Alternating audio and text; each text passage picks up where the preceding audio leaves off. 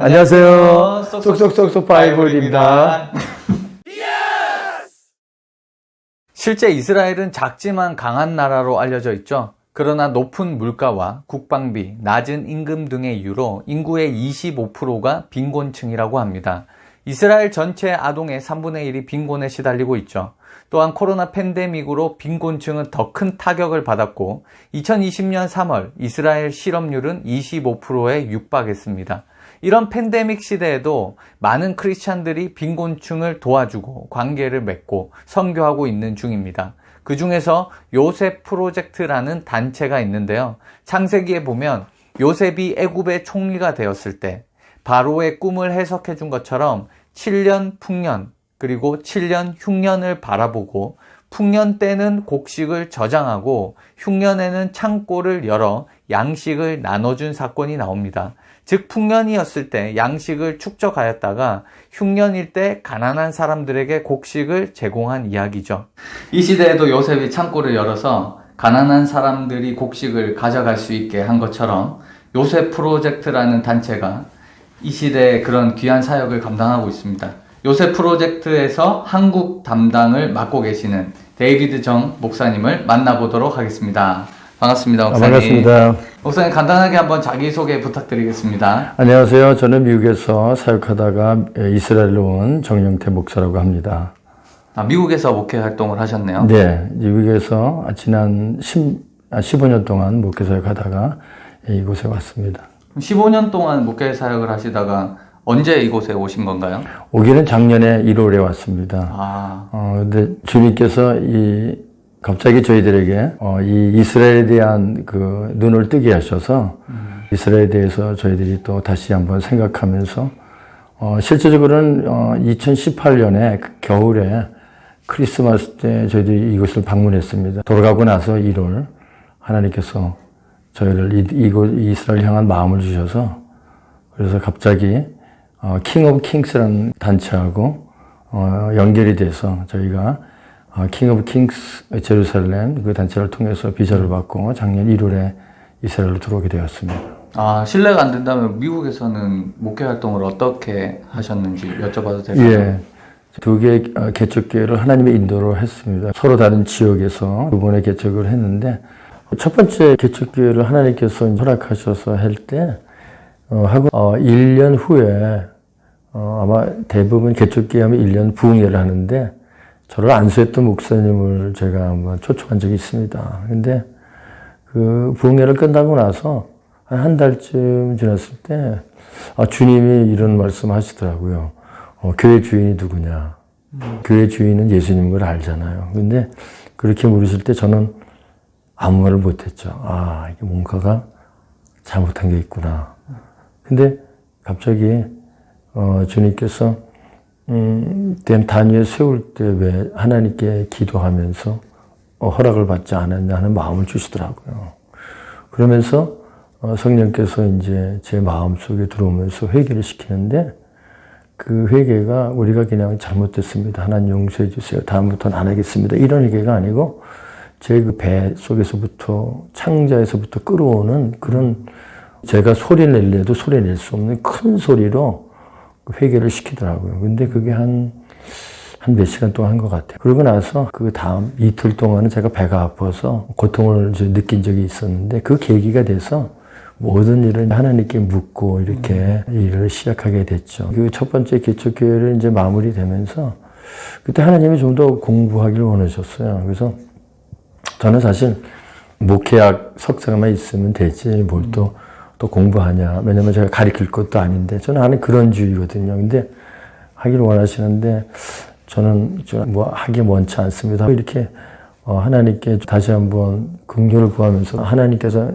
이제 하기 원하셔서 순종하는 마음으로 다시 공부하기로 했죠. 그래서 미국에 있는 파사데나에 있는 풀러 신학대학원에서 제가 목회학 석사를 하고 거기서 박사과정을 인터컬처럴 스타디라고 이제 선교학 쪽으로 제가 박사과정을 마치고 나서 이제 하나님이 가르치는데 이제 쓰시는가 보다 이렇게 생각하고 있는데 갑자기 저 외지 시골로 보내신 것 같아요. 근데 지금 이렇게 생각해 보니까 그게 선교를 보내기 위한 하나의 훈련이 아니었었나 하는 생각을 합니다. 왜냐하면 거기서 6년 사역하면서 거기서도 오직 하나님만 바라보면서 마음속으로는 2년만 이후에 나가려고 이렇게 순종했기 때문에 2년만 하고 떠나야 되겠다는데 한 17개월 후에 대지 한 10에이커, 꽤 넓은 땅입니다. 10에이커하고 건물 2동을 주셔가지고 사역하다 보니까 2년이 아니고 이제 6년 동안 지속적으로 사역하게 되었죠. 그래서 그곳에 있는 우리 성도들을 다 양육하고 또 하나님도 모르고 예수님도 모르는 분들이 와서 하나님을 이제 영접하고 또 제가 또 하나님 음성 들으니까 같이 또 훈련 받으면서 그들도 하나님 음성 들어가면서 이런 계기가 부활절 새벽 예배 하나님께서 모든 성도들의 기름 부으셔서 그런 변화된 삶을 사는 계기가 됐습니다. 그래서 그들이 이제 양육하고 깨닫고 나니까 이제 어느 정도 시기가 됐는지 하나님께서 또 다른 문을 이스라엘로 향하고 열려주셔서 이쪽에 오게 되었습니다. 그래서 제가 떠난 그 교회는 성도들에게 이제 다른 교회에 나가서 여러분들이 배우고 경험한 것을 좀 같이 밑거름 돼서 섬기라 그랬는데 단 여러분들이 아는 것을 다른 데 가서 가르치려 하지 말고 그냥 보이지 않게 섬기라 이렇게 했는데 가신 분도 있고 못 가신 분들이 있는데 못 가신 분들은 저희하고 같이 일요일날 줌으로 되게 상황이 코로나 시대가 돼서 저하고다 같이 이렇게 예배 보게 되었습니다. 그래서 제가 이스라엘에 온 계기는 아마 그 두 번째 기척을 끝나고 저에게는 선교를 향한 아마 훈련의 기간이 아니었나 이렇게 생각합니다. 그렇게 순종하는 것을 하다 보니까 하나님께는 제가 원치 않아도 필요한 것들을 이렇게 공급해 주시더라고요. 그래서 참 놀라운 여러 가지 기적 같고 하나님께서 해주신 것들이 많지만 시간이 이렇게 부족하니까 여기서는 다 나눌 수 없지만 그런 계기로 해서 제가 이제 이스라엘로 들어오게 되었습니다. 미국에서 이제 두 번째 개척을 하셨고 네. 거기에서 6년 동안 사역을 네. 하시면서 새로운 사역지를 찾아서 기도하시는 중에 그렇죠. 그러면서 2020년 1월에 네. 이스라엘에 오게 됐는데 네. 그러면 6년 동안 담임으로 사역을 하셨는데 네. 그 교회에서 목사님을 선교사로 파송한 건가요? 그렇죠. 저희 교회에서 저를 이제 이곳으로 선교사로 파송하게 된 거죠. 그것도 참 쉽지 않은 결정인 것 같은데 그렇습니다. 목사님을 이제 담임 목사님으로 모시고 있다가 또 몇 년이지만 그 기간 동안 떨어져서 목사님을 선교지에 보내고 목사님께서 그때도 코로나가 한참 진행 중이 아닌가? 그때는 코로나가 없던 적이 있고요. 코로나가 아마 유행이 됐으면 들어오려고 생각지도 못했을 겁니다. 근데 때마침 딱 이렇게 들어오시고 그러면, 예. 이제 코로나가 그렇죠. 퍼지게 됐네요. 예. 네, 그러면 목사님 이스라엘을 어떻게 오시게 된 건지 한번 말씀해 주시겠습니까? 저 같은 경우에는 이스라엘에 대해서 뭐 이렇게 많이 마음이 갔다 이런 적이 별로 없었어요.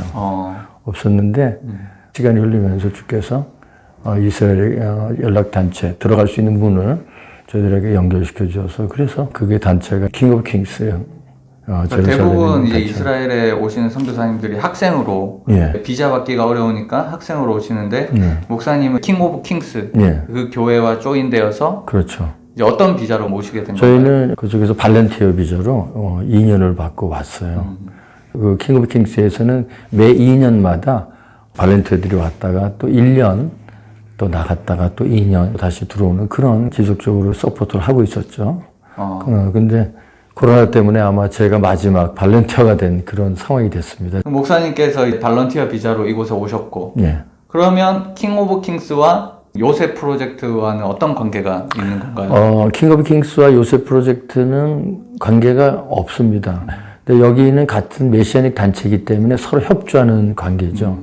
그렇기 때문에 킹 오브 킹스 관계자도 조셉 프로젝트도 알고 조셉 프로젝트 관계자도 킹 오브 킹스를 알고 있습니다. 그럼 목사님께서 어떻게 이 요셉 프로젝트에 조인을 하게 되신 건가요? 처음에 올 때는 이사야서 55장의 말씀을 저희들에게 주셨어요. 그래서 그 말씀을 가지고 들어왔는 상황은 그 여러 가지 정말 여러분도 아시겠지만 전염병이라는 팬데믹이 전 세계적으로 퍼져 있어서 저희는 킹 오브 킹스하고의 그 사역이 거의 중단이 될 정도로 모든 것이 제로 상태로 떨어졌습니다. 그래서 어떻게 할까 몇 달 동안 기도했습니다. 하나님 어떻게 이런 상황 속에서 인도하시겠습니까?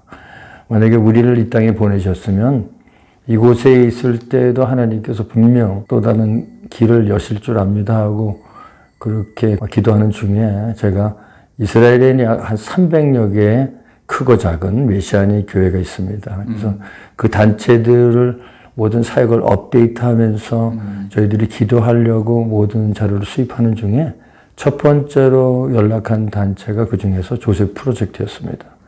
조셉 프로젝트 담당자가 저하고 연결이 돼서 대화하면서 이 조셉 프로젝트가 한국에게 알려지지 않았고 또 미국에도 많이 알려지지 않았기 때문에 중간 역할, 저 조셉 프로젝트를 대표해서 좀 일해주시면 어떻겠냐 요청을 해서 그래서 제가 요청을 받고 같이 시작하게 되었습니다. 그러면 요셉 프로젝트에 대해서 구체적으로 어떤 사역을 하고 있는지 말씀해 주시면. 요셉 프로젝트는 20년 된 비영리 단체입니다. 이스라엘에서 제일 큰 비영리 단체고 지난 20년간 아마 이스라엘의 많은 단체들에게 무상으로 공급했죠.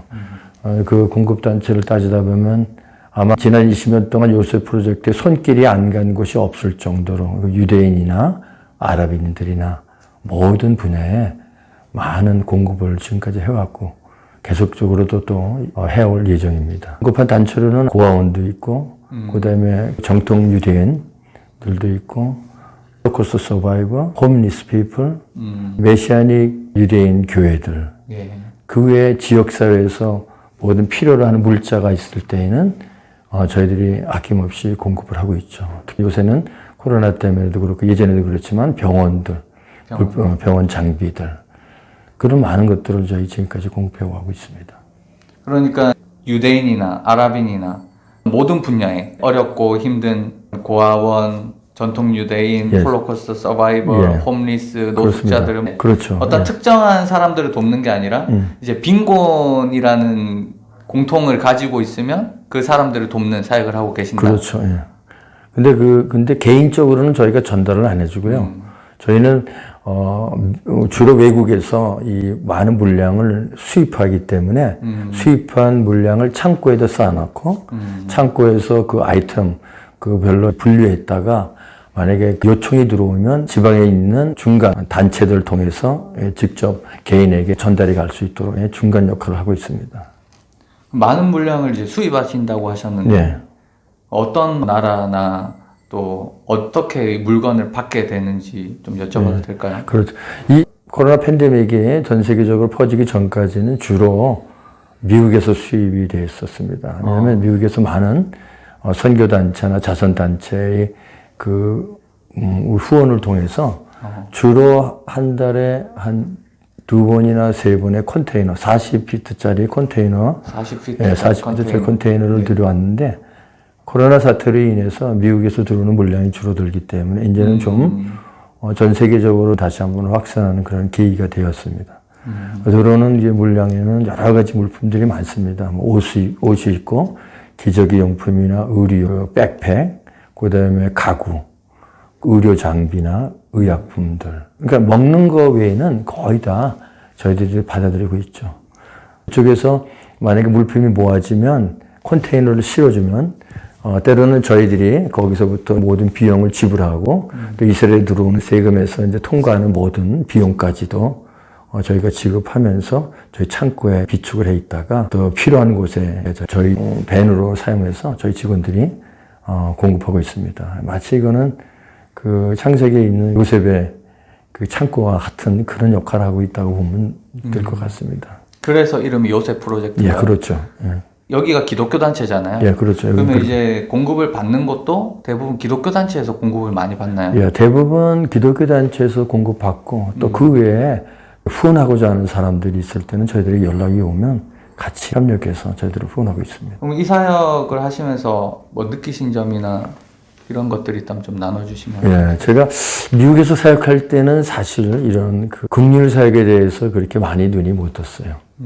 왜냐하면 교회에서 주로 이제 영혼 구원에 대한 말씀의 훈련과 제자 훈련, 전도나 뭐 이런 선교에 대한 많이 눈을 떴지만 우리가 주변에 이렇게 도움에 되는 손길이 눈을 뜨지 못했던 것이 여기 와서 제가 이 사역에 참여하다 보니까 좀 후회되는 부분이고, 앞으로도 또 그 부분에서 저희는 이제 많은 부분에서 좀 도와야 되겠다 하는 생각이 들었습니다. 그리고 또 한 가지는 이곳에 와서 이런 많은 어려운 사람들을 바라다 보니까 처음에는 저희가 여기 왔을 때 무엇보다도 선교하면은 복음이 먼저 아니겠느냐 하는데, 이스라엘 자체에서 바라다 보니까 저들에게 마음을 열 수 있는 그런 도움을 먼저 주고, 그러고 나서 관계를 맺고 나서 복음을 전하는 그런 사역이 상황적으로 이렇게 적용할 것 같습니다. 그래서 또 저희들이 또 한 가지 깨달은 것은, 하나님께서 이런 말씀도 주셨어요. 로마서 15장 27절에 보면, 너희 이방인들아, 이스라엘의 그 영적인 것들을 너희가 나눠 가졌으면 물질적으로 공유하는 것이 마땅하지 않느냐 하는 사도 바울이 로마 교회를 향해서 편지 썼던 그 서신에 기록된 것을 이제 저희들에게 알게 해주셨기 때문에, 그래서 그것을 바라보면서 그렇구나, 우리가 생각하는 거하고 하나님이 보는 관점이 틀리구나, 이런 걸 깨달으면서 어떻게 하면 좀 더 이들에게 좀 많은 것을 저희가 좀 나눠주면서 저들이 좀 예수님을 영접할 수 있는 그런 기회가 됐으면 하는 마음도 간절히 있습니다. 그러면 미국이나 여러 나라에서 물건을 받고 그 물건을 필요한 빈곤층들에게 나눠주는 사역을 하고 있는데, 아까 코로나 이전에는 미국에서 가장 많은 물량이 들어온다라고 말씀하셨는데, 네. 그러면 두 번째는 어떤 나라에서 많이 들어오나요? 근데 대개가 이제 다른 나라들은 그렇게 물량이 많이 안 들어오고요. 최근에는 한 중국에서 한 7, 8 컨테이너가 왔다고 합니다. 근데 아쉽게도 우리 한국에서는 한 컨테이너도 지금까지 안 들어왔어요. 우리 선교를 많이 하는 한국, 아마 한국에 이스라엘에 대해서 많이 알려지지 않아서 그런 건지, 아니면 이스라엘이 사실 대외적으로는 이 문화가 발달되고 또 IT나 여러 가지 문명이 발달된 나라지만 24시간 이 주변 나라를 지키는 국방비에 모든 예산을 쏟다 보니까 이 사회, 그다음에 소외된 계층에 쏟는 예산이 지극히 적어요. 이스라엘이요? 이스라엘이요. 그러다 보니까 현재 최근에 통계로 나온 거 보면 약 한 25%, 인구의 25%, 약 한 170만 인구, 그 중에는 약 90만의 어린이 포함해서 빈곤층이라고 계층을 분류하고 있습니다. 근데 이들에게 가는 그런 모든 것들이 이스라엘 정부에서 해주지 못하니까 저희와 같이 비영리단체들이 옷이나 의료품이나 가정용품, 기저귀, 이 모든 것들을 다 공급해 주려고 노력하고 있죠. 근데 최근에는 개인적으로 우리 조세 프로젝트에서 여러 곳에 직접 전달하는 것을 방문해 봤지만, 참 주는 마음이 받는 사람들도 기쁘지만 주는 우리 저희들 마음도 한편으로는 참 흐뭇하고, 저들이 좀 이걸 가지면서 이거 받는 거 이상 하나님들이 저들의 마음을 또 만져주시면 또 새롭게 하나님과 또 관계가 회복되지 않을까 또 생각도 됩니다. 특별히 코로나 때문에 더 빈곤층들이 타격을 많이 받았는데 이런 사역을 통해서 어떻게 보면 큰 힘이 될 것 같아요. 아주 지금과 같이 누군가가 자기를 좀 도와줄 수 있는 그런 상황에 있어서 다가올 때 아마 그 사람들은 마음이 되게 오픈이 될 수 있고, 그 다음에 좀 더 가까워지는 관계가 회복이 되지 않을까 이런 생각을 하고요. 그 다음에 한국 같은 데서 이렇게 공급이 된다면 한국에 대한 이미지도 좀 바뀌어질 것 같아요. 왜냐면 물론 이 사람들이 한국에 대해 잘 알고 있어요. 한국의 큰 교회, 또 열심히 기도하고, 그 다음에 또 이스라엘 위해서 많은 방문객도 있고 하는데, 실제적으로 이렇게 소외된 계층에 공급해주는 그런 모습을 본다면 아마 기도만 할 뿐 아니고, 또 교회만 큰 것이 아니고, 이스라엘에서 직접적으로 이렇게 필요한 부분에도 한국 교회에서나 한국 사회에서나 이렇게 지원하고 있구나 하는 것을 보여준다면 아마 양국 관계에서도 좀 더 원활한 앞으로의 그 관계나 여러 가지 개선이 더 있지 않을까 하는 생각도 합니다. 그럼 만약에 한국에 계신 분들이 이 요셉 프로젝트에 어떤 물질을 보내고 싶다, 어떤 것들을 하고 싶다 하면 어떤 식으로 진행을 해야 되나요? 지금 아직까지는 한국에 우리가 구체적인 저장 창고가 아직 없습니다. 그래서 혹 만약에 그 교회나 또 후원하고자 하는 그런 사람들이 뜻이 모아진다면 한 장소가 우리에게 이제 허용이 되면 그쪽으로 서울이면 서울, 지방이면 지방, 한 곳에 이렇게 모든 것을 모아서 그것이 한 컨테이너 분량으로 되면 저희들이 그 컨테이너에서 이스라엘로 가지고 올 텐데 지금 현재는 아직까지 한국에서 들어오는 배 길이 코로나 때문에 지금 닫혀 있지만 지속적으로 우리가 이런 관계를 계속해서 하고 그다음에 모아두다 보면 그 문이 열릴 때 우리가 이 땅에 와서 이스라엘 민족에게 좀 도와줄 수 있는 그런 계기가 되지 않을까 생각합니다. 그럼 일단 이제 미국이나 이런 중국은 물류센터가 있는 건가요? 중국은 잘 모르겠는데 미국은 교회 단위로 해요. 교회 단위로 컨테이너를 보낼 수 있나요? 그렇지 않고 교회에서 모아놓고 교회에서 교회로 그러면 연락이 오면 예를 들면 지난번에 한 컨테이너가 왔는데 켄터키에서 한 교회에서 미국에는 팔렛이 있습니다. 팔렛으로 이렇게 쌓아두면 팔렛으로 한 5-6개를 쌓아두고 또 다른 주에서 5개로 오면 이게 모아 이렇게 한 곳에 모아서 그것을 한 컨테이너 PT 물량을 채워서 갖고 오게 되죠. 그렇기 때문에 한국도 아마 한 교회에서 모든 것을 할 수 없을 겁니다. 그렇기 때문에 교회에서 서로가 협력하면서 한 컨테이너 물량이 어느 정도인가를 서로가 이제 계산하다 보면 그러니까 무게가 있거든요. 그 컨테이너에 그 무게 분량에 맞춰서 준비하다 보면 그 모든 것을 방법과 계산을 또 수치를 생각해서 들어오면 미국에서는 그거를 모을 때 모을 수 있는 어떤 인력이 있는 건가요? 미국도 우리 자체 인력은 없습니다. 그런데 거기서 자체적으로 그 물량을 모아서 연락을 준다라는 말씀이시죠? 그렇죠. 그럼 미국에 요셉 프로젝트라는 공간이 있나요?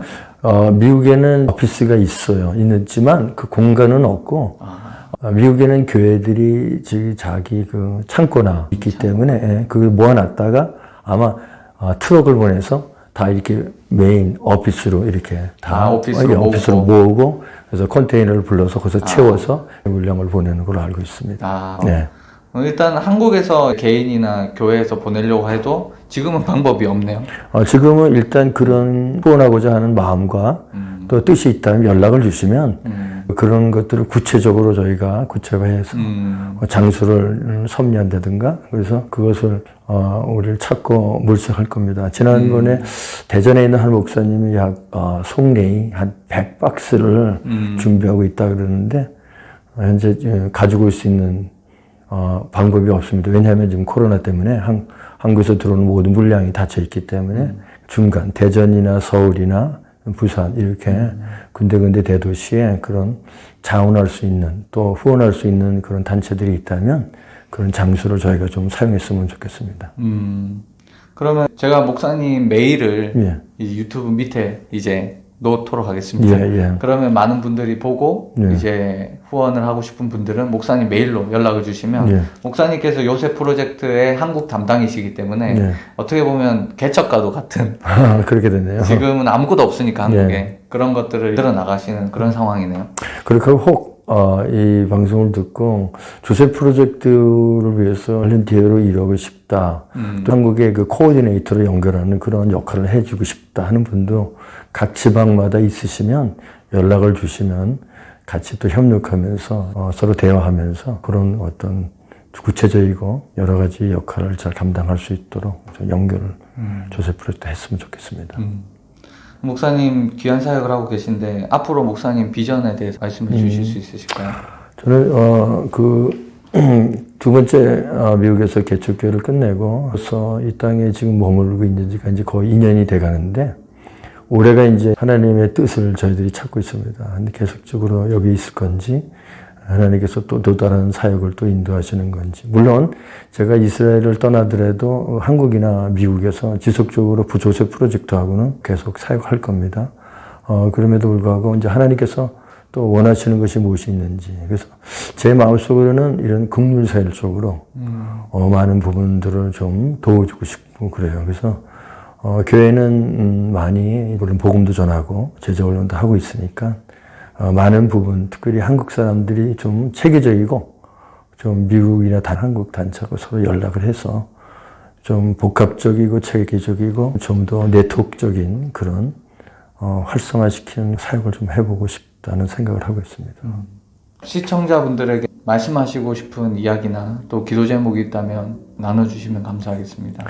이스라엘의 관점에서 우리가 바라보는 거하고 이스라엘의 관점이 아닌 곳에서 바라보는 그 상황이 좀 틀린 것 같습니다. 저도 미국에서 이스라엘 바라본 거하고 이스라엘 살면서 이 나라를 바라보니까 그 모든 상황이 많이 틀리더라고요. 그래서 이스라엘의 그 복음이 시작됐고 많은 사람이 예수를 안다고 이렇게 생각하는 그 일반적인 생각이 많이 있었던 것 같아요. 근데 실제로 와보니까 사람도 마음도 피폐하고 또 주변에 여러 가지 안전 문제, 그 다음에 가난한 사람, 여러 가지 복합적인 상황은 말로 이렇게 표현할 수가 없더라고요. 근데 그 중에서도 특별히 저에게 마음 주신 것은 하나님이 이 민족을 하나님이 사랑하신다 이런 말씀하시더라고요. 그래서 예전에 제가 처음에 이스라엘에 와서 저희 그 제루살렘 프레이타워 14층에서 밑을 내려다보고 있는데 제가 하염없이 눈물을 흘리기 시작하는 거예요. 그래서 내가 왜 이렇게 대낮에 눈물을 흘리는가. 다시 방으로 들어갔죠. 다시 나오는데 또 눈물을 흘리는데 이게 내 눈물이 아닌 것 같아. 그래서 주님이 저의 마음을 통해서 그 주님의 마음을 이스라엘에 대한 주님의 마음을 이렇게 전이시켜 주셨던 것 같아요. 그래서 주님의 이스라엘 민족을 많이 사랑한다고 합니다. 그래서 제가 운전하고 갈 때 하나님 저기 가는 저 종교 유대인 저분도 사랑하시나요? 하고 한번 제가 물어봤어요. 그랬더니 주님이 사랑한대요. 그 다음부터는 제가 이 땅에 있으면서 여러 가지 불편한 것, 그 다음에 또 여러 가지 상황 보면은 좀 마음에 안 드는 것들, 이런 것들 다 내려놓게 돼 있었어요. 모든 걸 다 하나님이 사랑하면 우리도 이제 사랑해야 되기 때문에 그걸 순종하는 마음으로 그렇습니다 하고 모든 불평도 내려놓고 그들이 뭐라 그래도 참게 되고 우리가 보는 여러 가지 불경스러운 것도 보지만은 그럼에도 불구하고 참게 됐죠. 아까 제가 로마서 15장 27절의 말씀처럼 우리가 저들로부터를 통해서 영적인 것을 나눠받았으니까 이제 우리가 가진 그것이 우리가 물질이거든, 그 다음에 재정이거든, 기도거든, 아니면 몸을 통해서 저들 돕던 여러 가지 방법으로 저들과 함께 한다면 하나님이 아마 기뻐하실 것 같습니다. 그래서 기도 제목은 이스라엘 여러분들이 좀 더 알 수 있도록 마음을 열어줬으면 합니다. 이제 구체적으로 하나님 내가 어떻게 할 거야 하고 여러분 스스로에게 물어보시고 그 다음에 각자에게 주신 그 위치에서 각자에게 주신 하나님의 그 어떤 분량대로 이스라엘 도와주시면 고맙겠습니다. 이스라엘의 이제 선교지다라는 인식이 거의 없어요. 대부분 그렇죠. 사람들이. 성지순례처럼 교회도 많고 하다 보니까 그런데 실제로 이제 여기 기독교 인구가 거의 0.3%에서 0.5% 정도. 그렇죠. 3만 명 정도 되는 걸로 알고 있는데 한 800만에서 1000만 인구에 이제 3만 명이니까 굉장히 작은 숫자인데. 그렇죠. 목사님 아까 말씀하신 거에 참 감동을 받은 게 이제 전통 유대인들이 보면 볼수록 저는 싫어지더라고요. 이제 전통 유대인들이 새치기도 잘하고 맞습니다. 너무 이제 이 윤리적인 행동을 안 하다 보니까 이제 저는 살면 살수록 이제 유대인들이 싫어져요. 근데 이제 목사님께서 전통 유대인을 보면서 하나님께서 저 사람도 사랑한다. 참 알고 있지만 목사님을 통해서 또 들으면서 참 하나님이 그럼에도 불구하고 진짜 사랑하시는구나. 그런 거를 많이 느끼게 된 것 같습니다. 저도 맨 처음에 왔을 때는 그것이 많이 부담이 돼서 왜냐면 운전할 때 신호등도 안 바뀌는데 빵 하니까 놀래기도 하고 그 다음에 막 새치기도 하고 막 소리도 큰 소리 하면서 자기 주장만 피우고 그 다음에 여러 가지 사회적으로 또 깨끗이 못한 것도 많이 보게 되고 이런 구경 보니까 사실 관광 올 때에서 보는 거하고 우리가 살면서 느끼는 거는 완전히 너무 큰 차이가 나는 거죠. 그래서 우리도 그런 부분에서 몇 달 동안 정말 힘들었어요. 힘들었는데 주님이 그렇게 말씀하시니까 그다음부터 우리가 순종하면서 그것을 마음을 비우기 시작한 거지. 그렇지 않으면 아마 긍휼 저 못했을 것 같아요. 왜냐하면 솔직한 심정이지만 밖에서 보는 거하고 안에서 저들과 겪으면서 당하는 상황은 전적으로 틀리거든요. 그렇기 때문에 우리가 이런 모습을 다시 공유할 수 있다는 것은 참 얼마나 감사한지 모르겠고 그 다음에 저와 같이 이렇게 하나님께서 주시지 않더라도 우리가 먼저 저들에게부터 받은 저를 통해서 받은 은혜가 있으니까 한번 저들 통해서 없는 그런 순종하는 마음으로 했으면 좋겠다 하는 것도 여러분에게 또 그런 격려의 말씀을 전하고 싶습니다. 목사님 귀한 시간 내주시고 예. 또 이렇게 나눠주셔서 너무 감사드리고요. 예. 감사합니다. 감사합니다. 수고하셨습니다. 인터뷰 주셔서 예, 감사합니다. 감사합니다.